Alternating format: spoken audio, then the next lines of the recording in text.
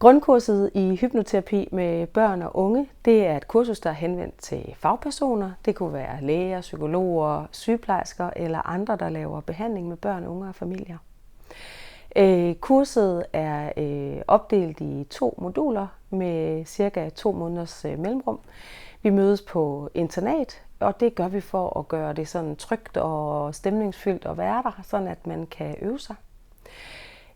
Det man lærer på grundkurset, det er at bruge hypnoterapi som en del af den sådan terapeutiske værktøjskasse. Det vil jo typisk være psykoterapi, men det kan også være læger eller sygeplejersker eller psykologer, der har brug for at kunne inddrage værktøjerne, når børn er bange eller har smerter. Man lærer sådan en række grundmetoder og får mellem de 2 moduler supervision i at bruge det med de børn og unge, man behandler i sin hverdag.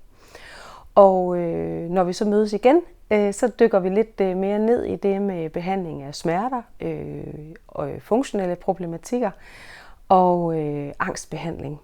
Så man efter de 4 dage er klædt godt på og også har begyndende god erfaring i at bruge hypnoterapi med børn og unge.